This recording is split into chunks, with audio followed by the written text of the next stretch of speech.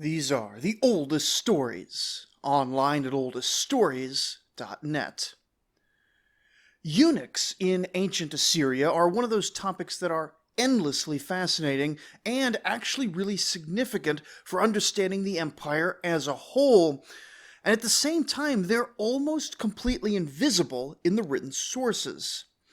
There are, I should say, a surprising number of things that our ancient sources just sort of assume we all know about. For example, did you know that there was, from ancient times until after World War II, a massive and difficult-to-pass swamp full of violent hippopotami that ran from north to south through the Kingdom of Israel, separating the coastal plain from the Judean foothills?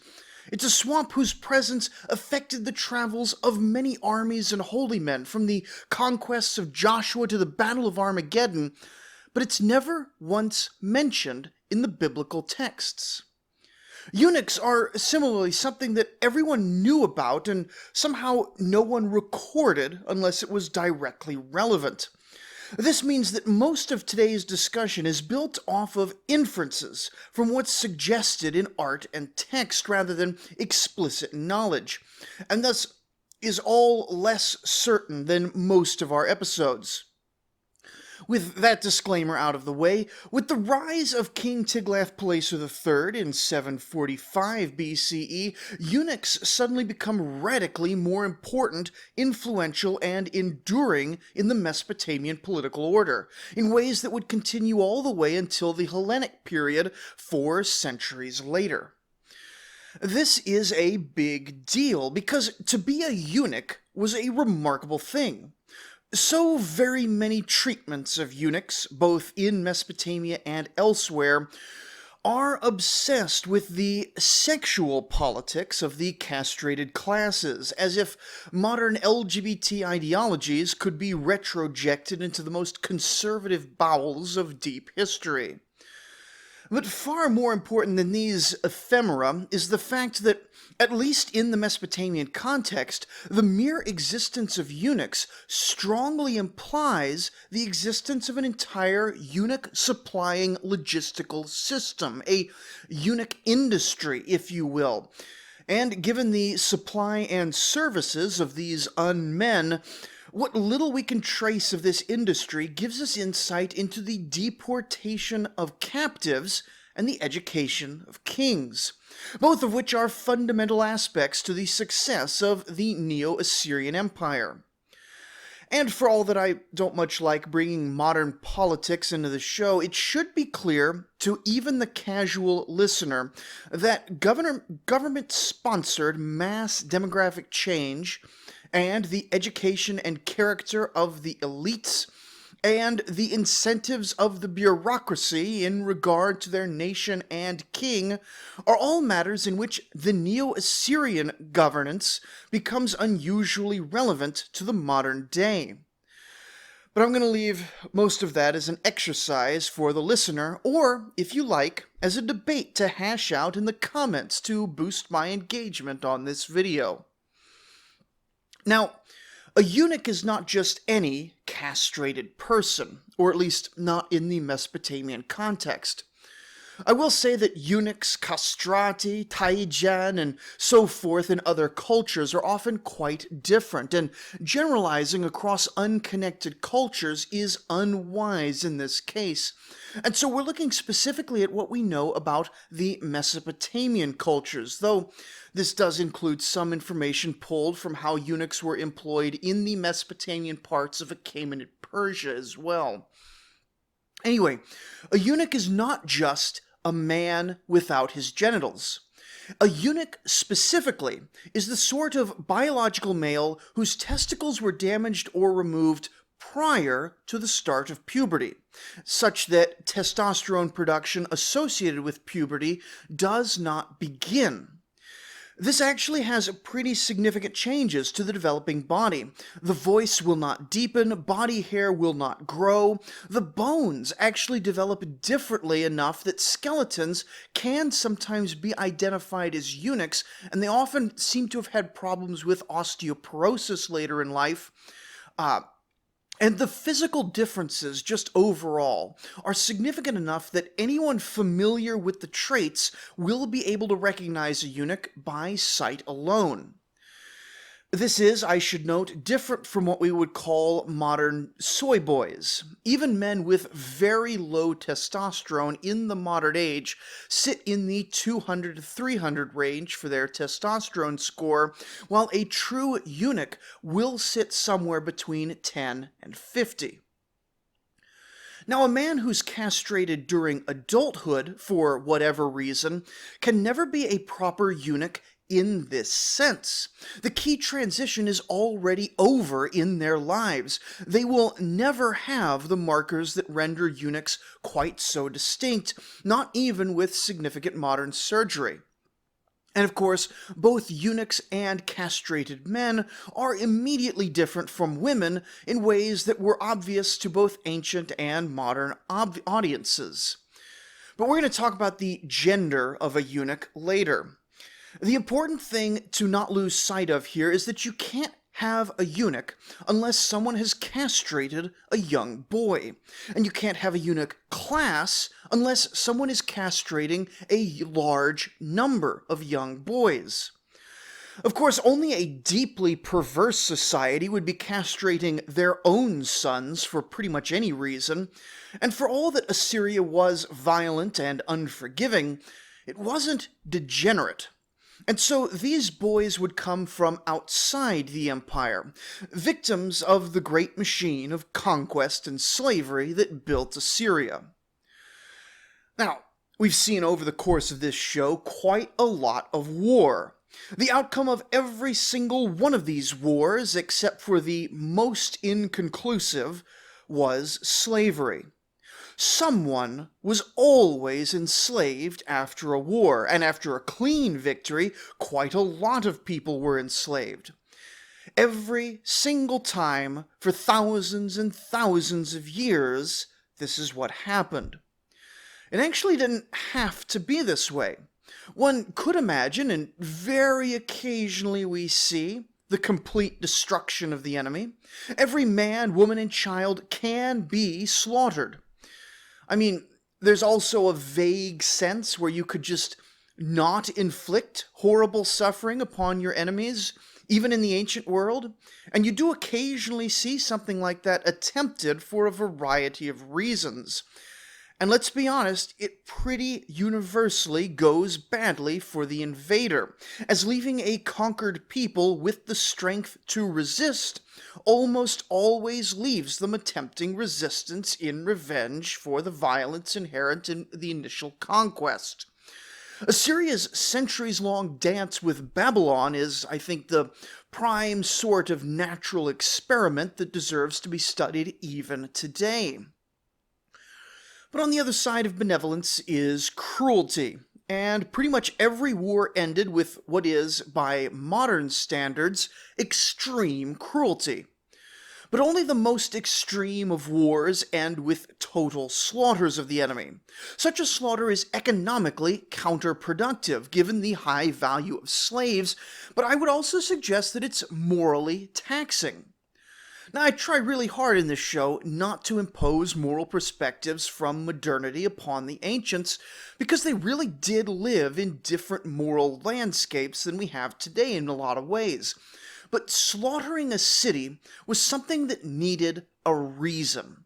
And so you always needed something to do with the conquered populations, hence typically slavery. While the Assyrian Empire did have what you could call retail slavery, individual soldiers taking individual human prizes from captured towns or battlefields, and this is actually something quite obscure to us. While theories abound about how it worked, did particular soldiers just individually loot people? Or was slaving a more collective enterprise, and then soldiers were assigned shares of the plunder, sort of like pooling your tips with the other servers at a restaurant? It seems that Either way, soldiers did not usually take the slaves home with them, instead selling them pretty much right away to the slave merchants who followed the war camp, and those merchants would then handle transport back to the slave markets on a more or less free market basis. But there was also a sense, taken sometimes to a greater or lesser degree in Near Eastern conquests, that all plunder of a defeated people were the property of the victorious king. The king's share appears to have varied greatly, often preferring high-status luxury items over more practical plunder, but from time to time, kings would declare large segments of a conquered population to be his personal property. Deportations are attested even in the Middle Bronze Age, but they really changed their scope and scale during the Iron Age, most famously in Assyria, but we also see the Assyrian model being copied in other places. In the Assyrian context, after a conquest, when a king is declaring that all the plunder really belongs to him, he sends out an official, and for all that we rarely know if this is a single guy or multiple guys on the ground at a time, but it begins with this official called the Musharkisu. And I've really struggled to express and really understand why mass deportations were different from enslavement, but this is what I'm going to explain to you. This is the difference. It's the bureaucratic nature of deportation that makes it really stand out in a world historical context. The Musharkisu is sometimes called the deportation official, but really the translation of procurement officer is usually a lot more apt. They could go to the captured region, either work with or take command of a detachment of the army, and they would round up all manner of goods. Metals and luxuries and animals and people, they all get collected and put on carts and brought into the caravan and then sent off in various directions. Usually you'll have one caravan going to the heartland, another caravan going to the Khabur region, and then other caravans just going where the king feels like stuff should go. The specifics of the Musharkisu's work is really frustratingly opaque, but it's fundamentally bureaucratic in character. The Musharkisu is checking boxes until all the boxes are checked, whether he's supposed to be sending back treasure for a parade, or defeated soldiers for a public torture, or entire families for a deportation. All this is just, written down on the tablets by the scribes, and the official himself was probably literate given the nature of the work, and may have been a eunuch. The majority probably weren't eunuchs, but at least some certainly were, reminding us of the significance of eunuchs. They were a class that slotted into the upper administration. They weren't just famous governors. This, though, is where our eunuch pipeline really begins, with a bunch of captives in some city being rounded up and treated as possessions. Now, 90% of the people being deported are basically just peasant farmers, because about that much of the total population just lives on the land. Never forget how much of a minority the city folk really are in all of these stories, even as the most urbanized of pre-modern periods would have been 90% plus rural populations.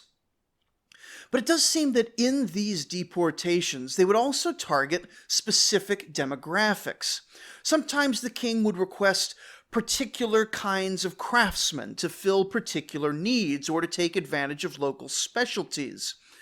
But there's also an extensive and deliberate targeting of the local leadership, the upper classes in general of the conquered people. The concern is that these upper classes had the legitimacy to be power centers against the Assyrian regime. Many of them would have been killed during the fighting, as being the core resistance to Assyria, they would have been right there doing all that resisting during the initial fight, while others would often be punished in spectacular public fashion as a warning. However, there were usually still more elites left, especially elite children, and the Assyrians seem to have had a certain amount of hesitancy to avoid killing children outright. Remember, the Assyrians would later mock the Western Semitic peoples for their child sacrifice practices. And when we do see children being killed, it's usually only in the most brutal of conflicts. However, these elite children certainly could not be allowed to grow up to become exiled former princes. While they didn't have quite so many fantasy novels and Disney movies as we have today, the idea that a prince allowed to escape could someday return at the head of an army, well, that was a trope even in those days because it was simply a real thing. And so the procurement officer would tag the elite boys. The girls, by the way, are much less relevant and likely destined for bed and house slavery. But with the boys, they make sure that they're all attached to the same carts that are carrying treasure bound for the palace. Now, like I said, there's other carts heading out in other directions. The vast majority of human deportations are not bound for the capital directly, but for the Assyrian heartland more generally, or in other periods for other strategically relevant parts of the empire. The deportees, both human and livestock, were all cared for in very similar ways. These were, it's got to be stressed, these were not death marches. And while surely some people perished, it was very much not the intent for anyone to die once they had joined the caravan. Everyone who's been processed by the procurement officer was, as far as the Assyrian state was concerned, now property of the king, and thus not to be squandered. They're given food and clothing and carts and all the things they might reasonably need to make the trip. Of course, they are under guard for the whole trip, but those guards are there as much to protect the convoy from threats as they are to keep the convoy moving. Then the convoy reaches its destination, where the people are handed lands, often houses, starter seed packs, sometimes even lessons on how to speak Akkadian and how to perform agriculture in their new region. These are obviously peasant farmers, they know how to do farming, but the climate of wherever they end up is often at least somewhat different from the climate they've left. The exact crop mix might have changed, the way to handle the soil might have changed, and the Assyrian state would just provide agricultural training for these people to be able to start their farms up. It's admirably modern and bureaucratic. The government is fostering productive integration among a mass of new immigrants. These aren't just giveaways. The new arrivals are expected to become productive because how absurd would it be for a government to bring in huge numbers of foreigners that then become a dependent class over the long term? That would be ridiculous. But these initial subsidies do very visibly and very deliberately come from the local community, at least in part. Particularly the lands and sometimes the houses. In nearly every case, the local community would see these foreigners coming in.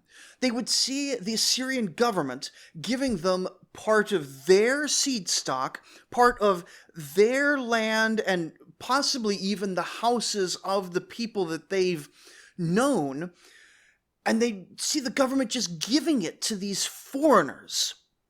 And the local community would hate them.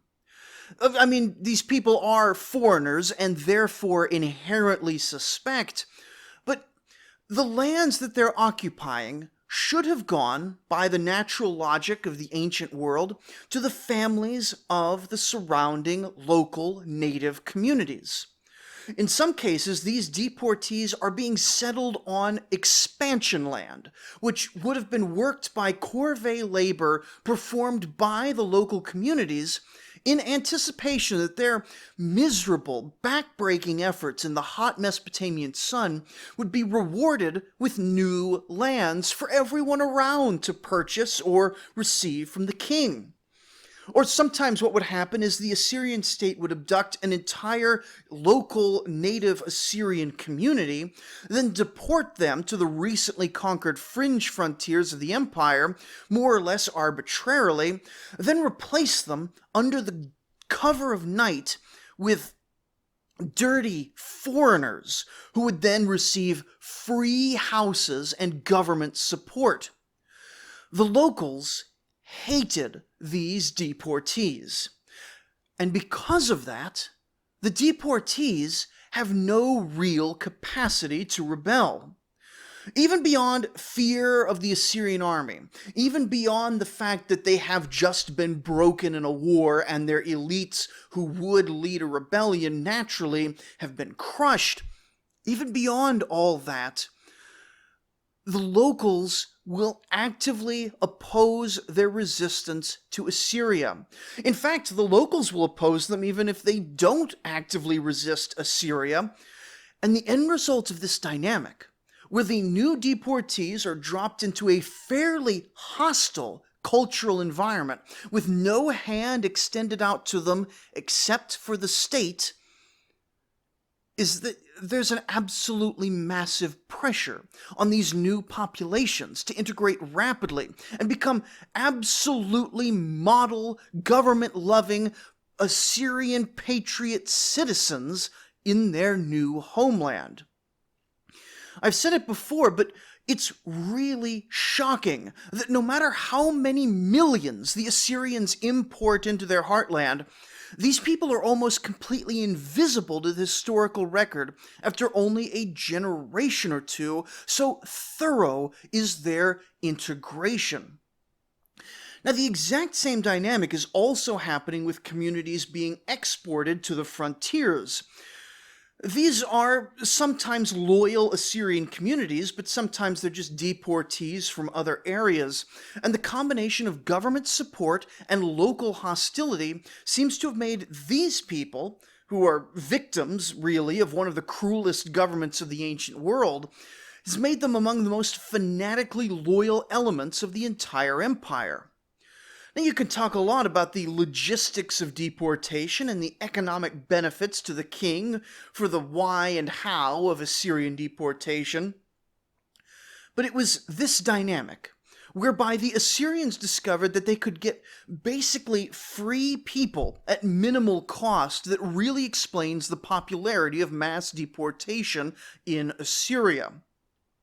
Ironically, if the Assyrian Empire were really as cosmopolitan and tolerant as some modern scholars claim, all of the integrative forces would have been significantly weaker, and bringing in so many potential threats into the heart and vulnerable frontiers would probably have led to the dissolution of the empire a lot earlier. You see, empires throughout history have operated and thrived only by forcing outsiders to convert into insiders. This is why 95% of China is Han, despite that being an ethnic fiction, and why whites in America are considered homogenous despite the fractious divisions of old Europe. And it plays into questions of Assyrian ethnogenesis, a thing often poorly understood by the modern movements that enslave and slaughter modern Assyrians in the name of Islam. And I do still plan to have an episode on Near Eastern ethnogenesis. It's just not easy. It's really not easy. So we'll get to that at some point. But all that gets us back to the young boys of the elite families of deported, conquered peoples. These young boys cannot be allowed to partake in any ethnogenesis because they are the most likely to preserve and pass down their foreign enemy cultures. And yet, at the same time, these boys are typically among the best and brightest of the captive population. This is both because they're typically getting an education at a fairly young age, and because assortative mating among the elites is typically favoring pairings of highly functional parents. And so instead of killing them, these boys can be brought into the capital and trained up to be highly skilled, literate bureaucrats. But also to make sure they don't have any children that could create a legacy of a defeated elite, they have their testicles placed upon a broad, flat rock and totally crushed by another large, flat rock. There are, I'm told, many different cultural practices for creating eunuchs, and there are noticeable developmental and behavioral differences between them. Various different configurations of cutting have been tried by different cultures based on how much they want to leave down inside the pants, but the crushing of prepubescent balls renders total and permanent infertility, essentially zero testosterone production, causing the eunuch development path during what would otherwise be puberty, and it also has the advantage of having significantly higher survival rates than nearly all of the cutting approaches. Now, there's various theories that state that eunuchs were created for some practical reason, like the need to guard the king's women without risk or some such, or the need to serve him while he's in bed or things like that. And I really can't comment on practices like that in the Muslim world or China with eunuchs, but it is important that, as far as we can tell, this was not the origin of eunuchs in Mesopotamia. They weren't created to guard the king's harem. As we'll see, there was a pipeline and an economy of eunuchs that can't be explained simply by limited royal demand or even overall bureaucratic demand. Eunuchs in Mesopotamia were created first as a way to literally neuter the boy children of defeated enemies who were too young to kill. Everything that comes after this, the eunuch pipeline, is all about finding something useful to do with these boys that you couldn't kill, that would make use of their skills and tie them to the state to keep them from growing rebellious, and also to justify the expense of watching over them during their formative years to ensure they don't become traitors. Now, a eunuch in Mesopotamia, in the Akkadian language, is called a Sha Reshutu, or one of the head. This literal meaning of the head was almost certainly highly idiomatic, and its exact connotations are highly debated. In fact, older scholarship even debated whether Sha Reshutu meant eunuch at all, but eventually someone found a string of curses in which the target of the curse is to be as without seed as a Sha Reshutu. In contexts where you need to distinguish between eunuchs and full men, the idiom of Mesopotamia was to distinguish between men of the head, eunuchs, and men of the beard, full men, as eunuchs were naturally beardless. And they began their eunuch careers within the Sha Reshutu, an almost invisible wing of the royal palace institution. Oddly enough, our two best sources for the Sha Reshutu don't come from Assyrian or Babylonian official sources, but from the Achaemenid Persian successor institution and from the descriptions in the biblical book of Daniel, which portray in rather more detail exactly the sort of situation we think we're seeing in these scattered evidences for Mesopotamian eunuch education. Daniel himself and his three friends, Shadrach, Meshach, and Abednego, were all young, high-class boys taken by Babylon in exactly the same sort of deportations that the Assyrians had pioneered before them. And while the Bible doesn't state it clearly, all four young men were almost certainly castrated upon arrival to the court, which also tells us they were all quite young during the sack of Jerusalem, hence why Daniel could quite plausibly live to see the coming of Cyrus. And to clear up another misconception that I've heard a number of Bible scholars and Christian commentators say that the deportation system between Assyria and Babylon was fundamentally different. They would say that the Assyrians would focus on taking large numbers of the lower classes to fill out their labor pool and their agricultural fields, while the Babylonians focused on people with elite skills. And I certainly can see where you get that from the biblical text, because, of course, the Assyrian deportation of northern Israel focuses on the masses of the lower classes, while the Babylonian accounts focus on deportation of the elites. But in fact, both Assyria and Babylon would deport just everybody. And if there were people with particular skills or people with of high value, both the Assyrians and the Babylonians would be taking them back to the capital for employment, either as these eunuch officials or as various sorts of craftsmen. Anyway, we don't want to over-glamorize the Sha Reshutu. As interesting as it was, it's fundamentally little more than a barracks. The king has a stock of men, or in this case, young mutilated boys, and handled them in the same basic way that the king's various stocks of men were handled. If the king needed to build a canal or a temple, he'd appoint some sort of official or minister in charge of the construction project. That minister would call up men, he would house them communally, he'd ensure the logistics of them being fed, and make sure that the work got done, including that the men had the tools needed to do the job, and that there was enough protection that the men couldn't run away, and the job site couldn't be attacked. In a larger project, the minister would have his own subordinates to help with the subsections of these various projects. In the Sha Reshutu, there was some sort of master of eunuchs, in this case meaning something closer to master of the care and raising of these young boys. These young boys are separated from their families, though of course many of them will have had their families killed anyway, and they're going to live their lives for their formative decade or so under the complete control of the master of eunuchs. The dramas and goings-on here are totally unrecorded, but there are so many real-life and prominent fictional examples that I hardly have to really spell it all out. These boys have an expected role to grow into. When they don't move towards it, they are beaten. When they do move towards it, they're rewarded. And their entire lives centered around this stable but peculiar institution.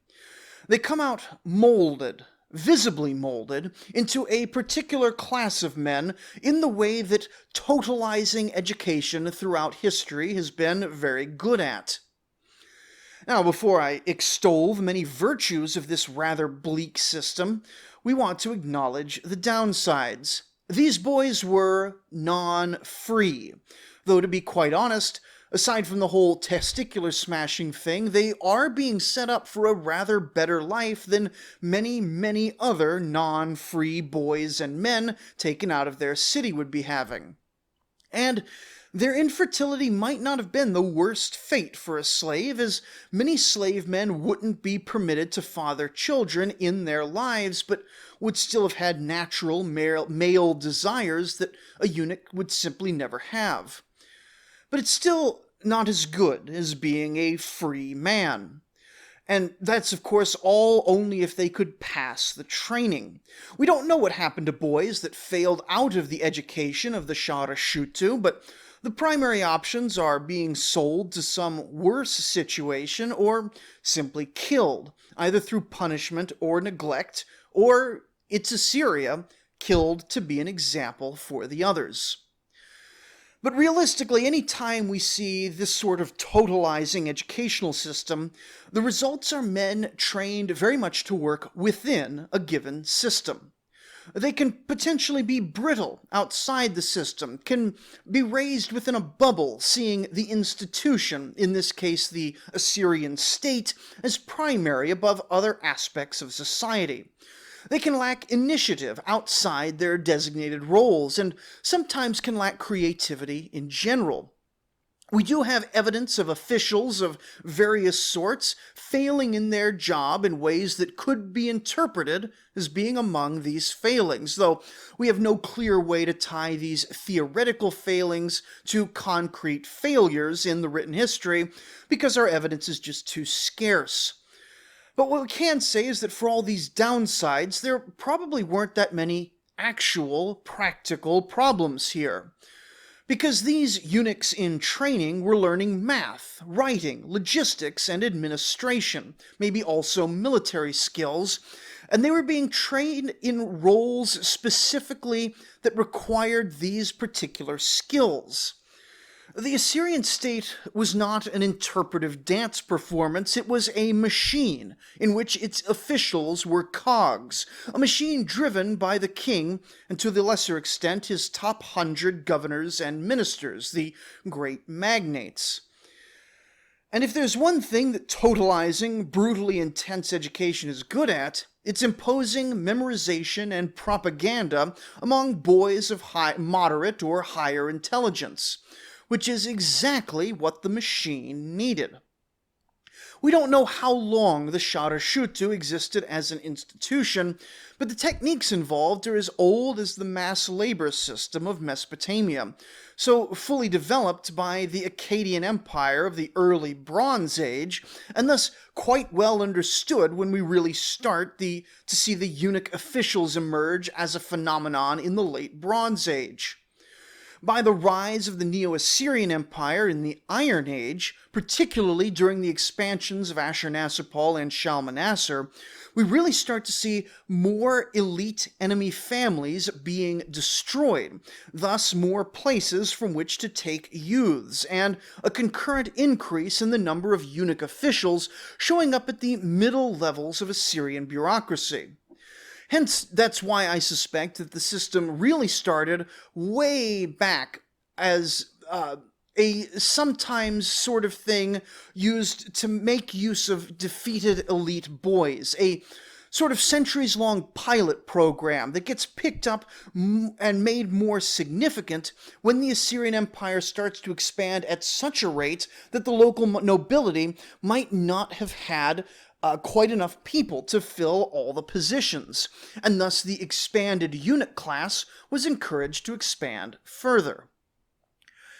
Now, at this point in history, the early part of the eunuch pipeline, eunuchs are typically functionaries, maybe military logicians, maybe accountants, maybe inspectors. There's no fixed career path for a eunuch, and it's not clear whether their masters were always the king or if they could be sold off to nobles and institutions. Nor is it clear how they decided which eunuch got put into which position. But whatever the mechanisms were, we know that the noble classes competed to a certain extent for government postings within the Assyrian Empire, as that was the best way to secure wealth and influence for their family.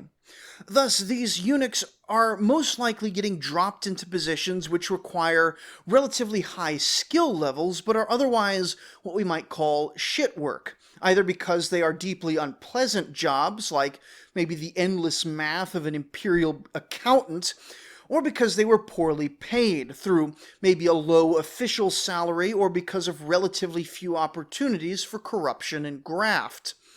A job too low paying for a noble accustomed to greatness, however, well, it's still a pretty plum assignment for a slave boy with mutilated genitals who's seen a good portion of his peer group sold off to the mines or whatever for causing trouble or being dumb.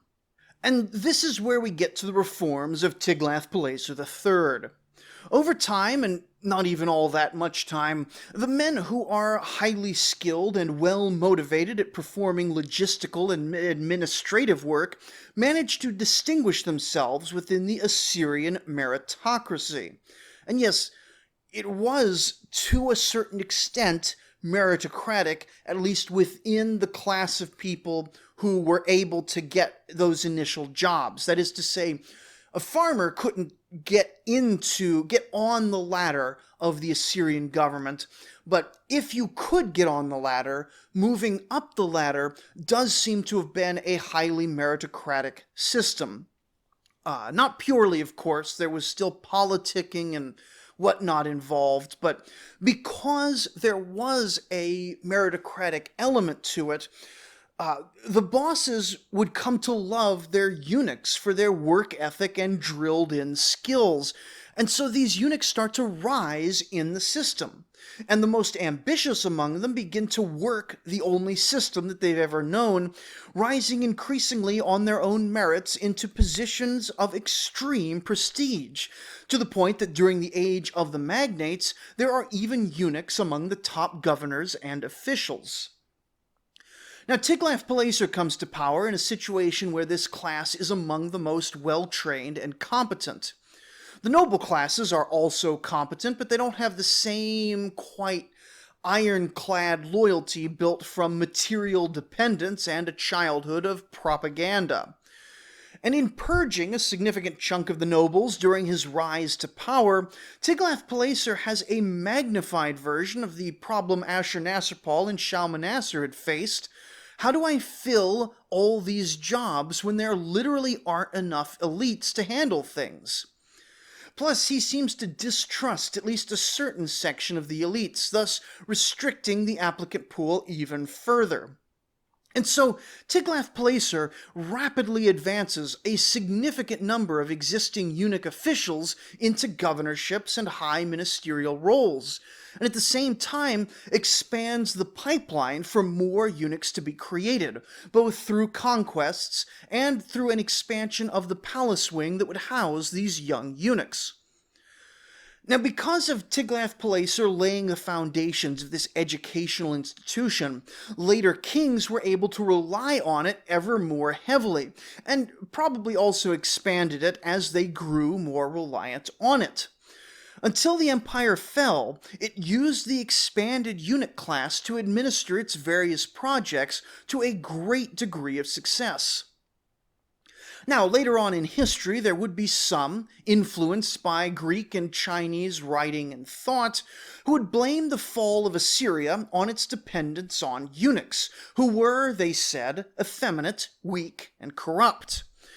And this is absolute nonsense. It's people reading deeply alien cultures into the Assyrian eunuch experience. Even later in history, eunuchs would be seen as a third gender sexual pioneer group, blazing a trans trail from 3,000 years in the past all the way to the modern day, which is, of course, something even more strange to the time period. I will say at the outset, there were many types of eunuchs and castrati throughout history, from the court workers of China to the palace guards of the Ottomans to the opera singers of Italy, and each of these is culturally, educationally, and often genitally distinct.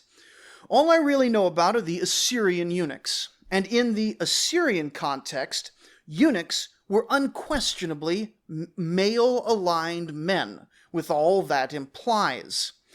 Eunuchs wore armor. Eunuchs fought in battle. Eunuchs conquered and commanded slaves, and even sometimes households.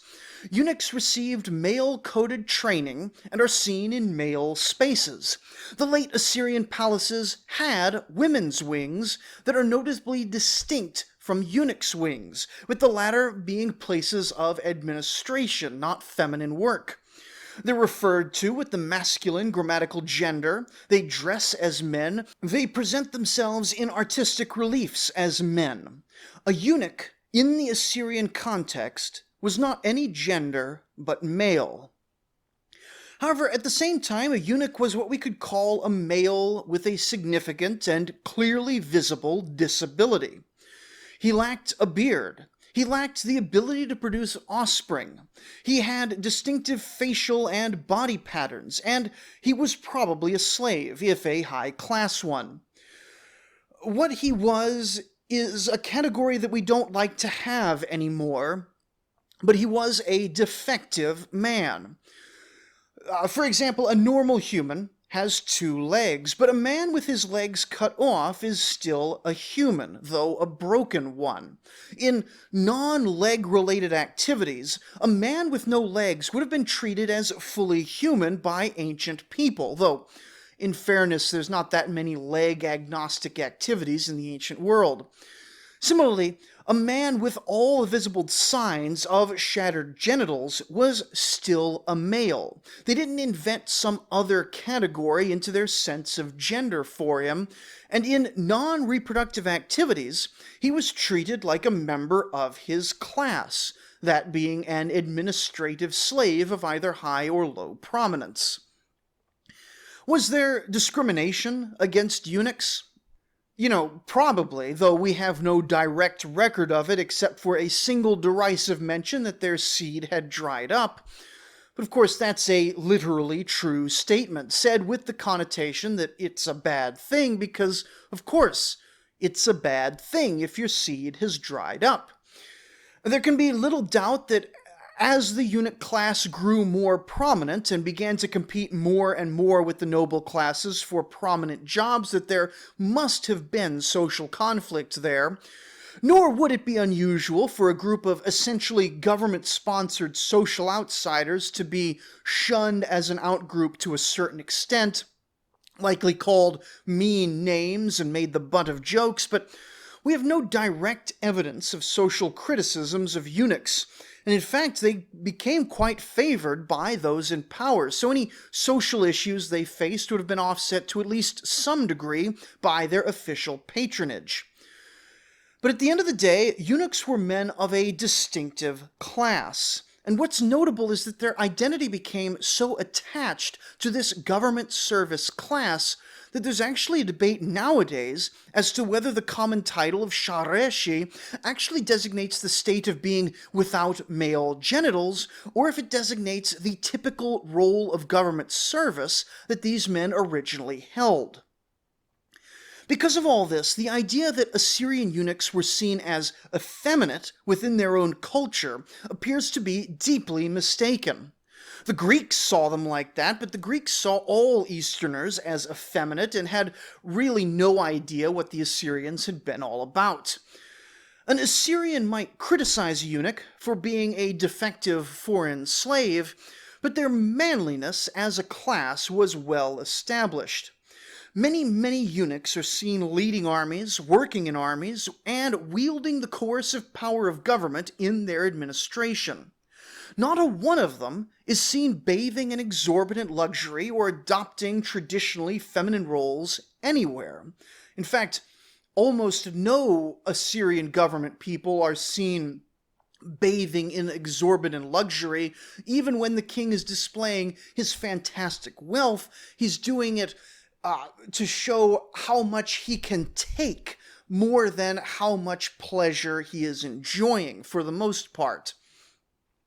But anyway, eunuchs were not allowed to serve in temples, and they needed special dispensation to get involved in a number of religious rituals. But this wasn't because they were eunuchs necessarily. This was based on the general principle that anyone with an illness or physical disability of any kind was not appropriate to present before the gods. Because the gods should only have perfect people presenting themselves to them, is the idea. This actually meant that a significant pathway of educated jobs were generally not available to eunuchs, that of temple service.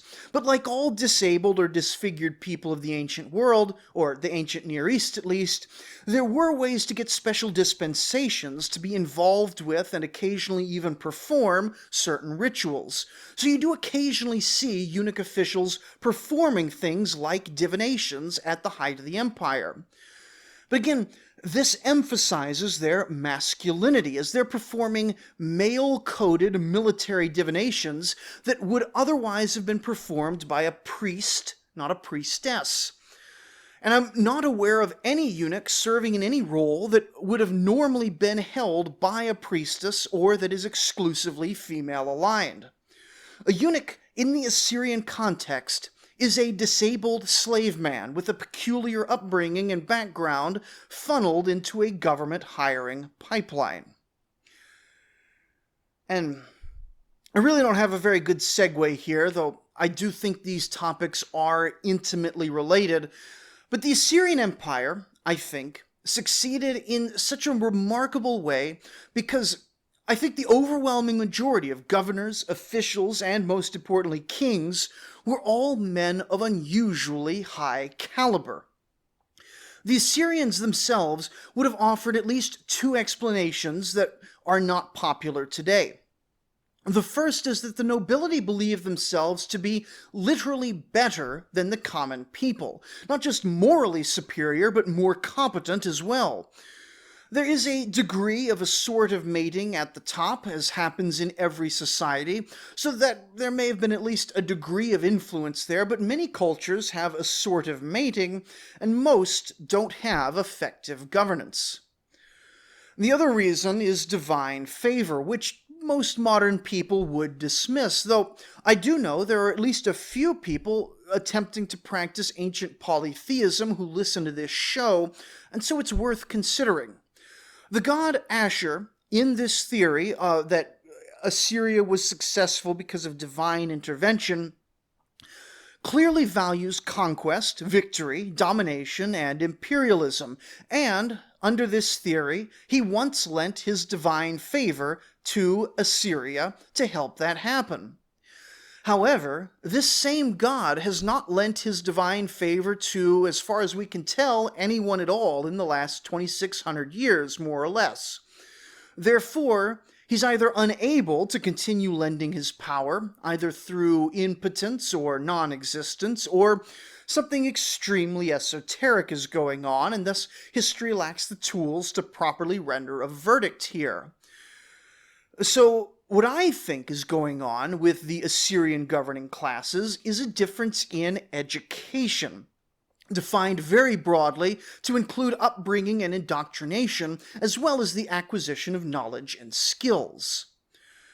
Now, we've looked at the unusually intense training of the eunuchs, but even with that in mind, notice that the nobles continue to operate side by side with this class of men whose entire upbringing was totally controlled for the purposes of education and indoctrination for the purpose of eventually serving in government.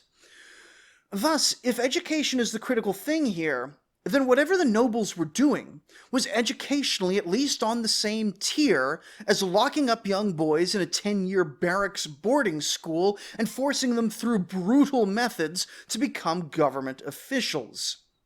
And unfortunately, we're told almost nothing about it.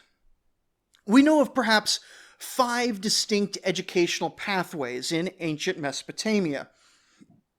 The most well-known of these is scribal education, which we know about because we found written exercise tablets and thus have the best sense of how that worked. I covered it way back, I think, in the Middle Bronze Age, and the basic educational institutions and curricula of the Edubat appear to have changed astonishingly little in all that time. Then we just looked at what's known about eunuch education, which is sadly not much, and we know that the temples educated a class of students in literacy and temple ritual, though temple education was deliberately closed and secretive, so it's perhaps no surprise that we know very little there. Crafts of various sorts were passed down, typically father to son, though there were apprentice adoptions to a certain degree, and this would have been learning by doing at the right hand of the old man, with little record preserved because the process was so deeply ingrained in the culture that there wasn't much need to discuss it in writing. Now, this learning by doing, this apprenticeship-style education, would have included agriculture, which is a genuine craft to learn, as much as smithing or brewing or anything else. And this system of learning from your parents or adopted parents was the primary education system for nearly all young men and women to learn their inherited crafts. And this is probably the closest we can get to understanding what the noble educational system was like. Noble youths would learn from their fathers in much the same way that farm boys would learn from their fathers. Once they reached a decent age, somewhere between 5 and 8 years old, that's plenty of time to start following and observing, and more importantly, to be called upon to assist in ways that would have been considered age appropriate back then, but we nowadays would never dare to impose on our children.